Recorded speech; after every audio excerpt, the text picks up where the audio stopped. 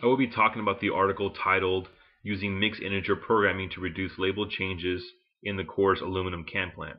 Now, this article was written by Elena Katok and Dennis Ott. It was featured in the journal Interfaces, Volume 30, Issue Number 2, pages 1 through 12. The reason why I chose this article is because I'm familiar with the brand. I'm also very interested in as far as the labeling of the cans, how the costs are allocated to them, and this could definitely apply to other brands or other industries as far as labeling goes. As far as a little back abstract history on the company being analyzed, essentially it's called Valley Metal Container, which is a joint venture between Coors Brewing Company and American National Can. At that time in 2000, when the article was written, it was the largest single facility site for aluminum can making. They produced 4 billion aluminum cans for Coors, and at that, from 6 assembly line stations. From there, they would ship the cans off to the breweries to have them filled. This figure shows the demand in millions for Valley Metal Container.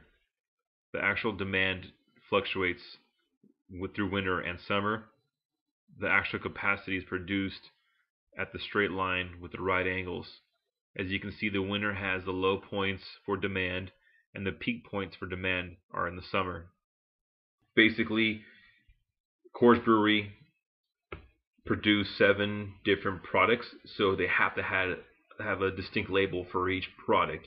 Each assembly line wasn't specifically dedicated for a certain label. They pretty much were a group, 2 or 3 were assigned a certain type of labels that they can make, whether it be a light color label, which required more shining from the aluminum can. Those were allocated towards the light beers, and then you had other lines that could basically apply more color to the can, and those were applied to the more full body beers, like the originals, So this is a flow chart for the aluminum cans. On the right, you have Valley Metal Container, and on the left, you have the 3 breweries. On the 6 lines on the far right, they produce the cans that are sent to the inventory. The 19-layer inventory sends cans to the 2 smaller breweries, and the 17-layer and the cell bins send inventory to Golden Brewery. As you see, the variables are how many cans to produce and where to send them, and the constraints are the capacities. Essentially, the lines can only produce certain types of cans. Then from there, the cans were sent to 3 filling stations, one in Golden, Colorado, probably the largest one in Virginia, and one in Memphis, Tennessee. Basically, the consulting company that went in there, their variable was basically to how many cans they should produce and at what level during what times. Usually the brewery or the canning facility would basically produce cans almost at a 24-hour rate to kind of keep things flowing because there was so much downtime. So they had a lot of labor costs associated with just producing cans. This is the original aluminum can labeling schedule.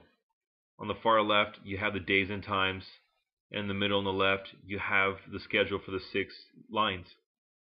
As you can see, each line shifts the labeling 3 times a week. This is the new schedule proposed for labeling.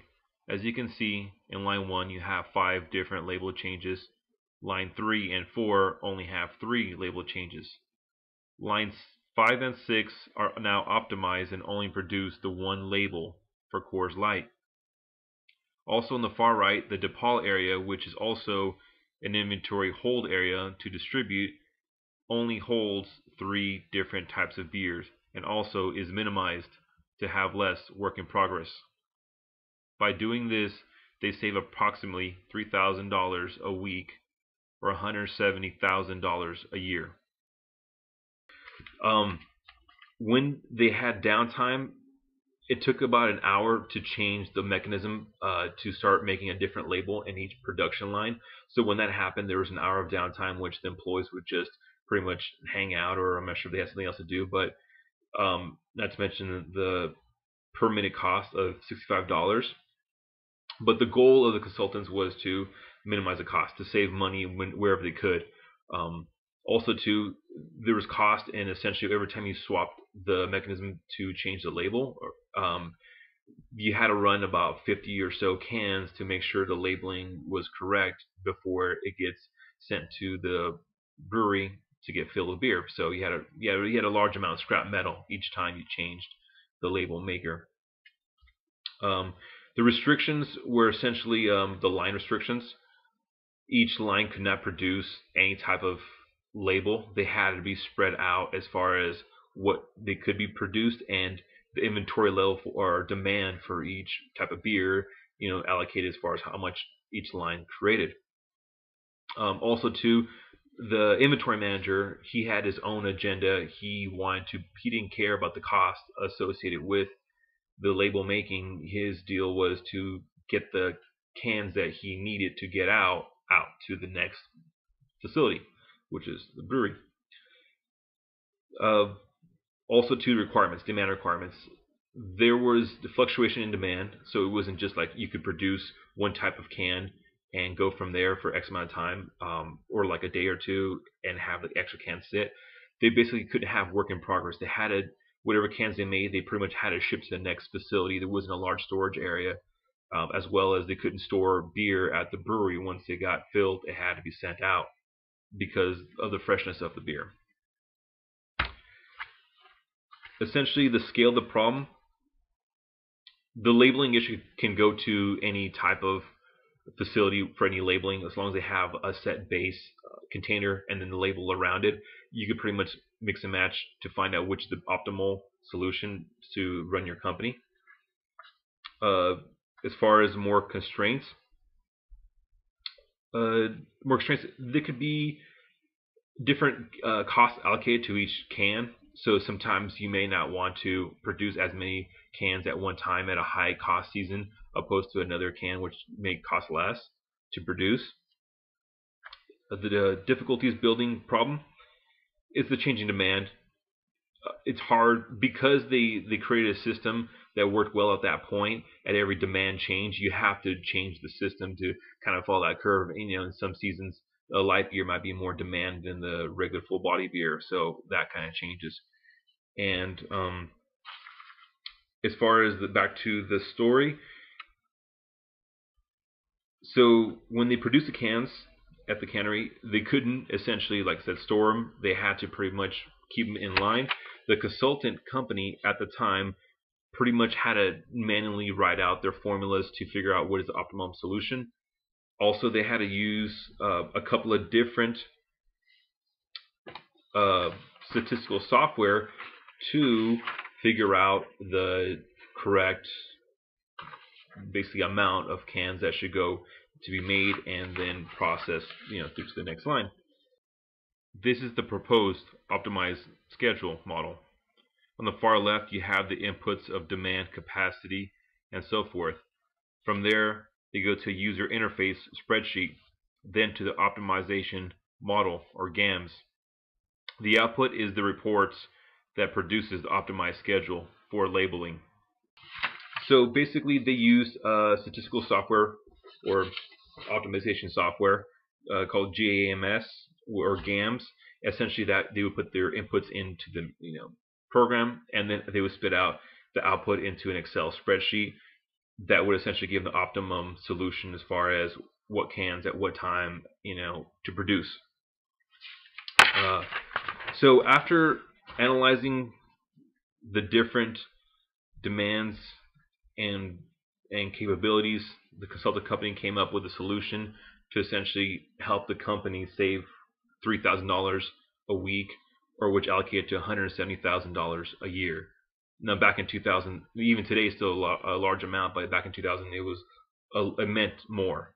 So essentially, after doing that, they were able to save money, change the labeling a lot less, and basically still fulfill the inventory manager's needs to get the proper amount of cans sent to the next area. So when they came up with a decision, it was very optimal all the way around. It saved money. It didn't take too much labor, and essentially they were able to still meet their seasonal demand. So basically, this solution can be applied, like I said, to other areas of labeling, which is very important for other manufacturing facilities that produce whatever other product. So all in all, I learned a lot as far as the labeling mechanism. So every time I pick up Coors beer or any other beer, I could pretty much or see visually as far as the different brands, where these cans come from, as far as their journey, as far as labeling. It's very important. Like I said, this could be applied to any situation, not just beer. It could be applied to obviously Coke or any food product that may go in a container and have a different label on the outside. And of course, there's fluctuating demand, so it's very interesting to try to figure out those two variables: the demand and as far as what you can produce. So that is my article that I read, and